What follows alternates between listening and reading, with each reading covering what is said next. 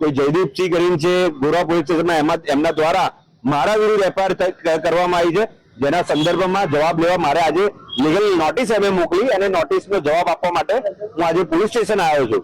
વિષય એ કોઈ ઘટના જ બની નથી અને એવો કોઈ પ્રોગ્રામ થયો નથી, તેમ છતાં જેમ કે એક્સિડન્ટ થયો નથી ને એક્સિડન્ટની એફઆઈઆર થઈ ગઈ, મર્ડર થયું નથી મર્ડરની એફઆઈઆર થઈ ગઈ, એવી કોઈ ઘટના બની નથી, કોઈ હેરાન નથી થયું, કોઈ પરેશાન નથી થયું, તેમ છતાં ઉપર ઉઠીને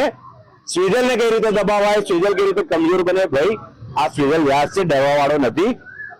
આજે આ ગોરા પોલીસ સ્ટેશનની સામે જ ઉભો છું અને અહીંયાથી જ કહું છું કે વડોદરા શહેરમાં કોઈ પણ જગ્યાએ હવે દારૂ મળશે, વડોદરા શહેરમાં કોઈ પણ જગ્યાએ ડ્રગ્સ મળશે, વડોદરા શહેરમાં કોઈ પણ જગ્યાએ કોઈ પણ ઇલીગલી વસ્તુ જે શહેરના નાગરિકોને નુકસાન કરે છે મળશે, તો એના વિરુદ્ધ અમે હવે જનતા રેડ કરીશું, ડાયરેક્ટ જઈશું, ડાયરેક્ટ જ રજૂઆત કરીશું, ડાયરેક્ટ જ પકડીશું અને આ પોલીસને જે અધિકારી છે જેના નીચા હેઠળ આ બધું ચાલે છે એને અમે રોકાઈશું. કારણ કે ડરાવવાનો પ્રયાસ બહુ થઈ ગયો. એક સ્વિજલ વ્યાસને ડરાઈને તમે હજારો વડોદરા શહેરના નાગરિકોનો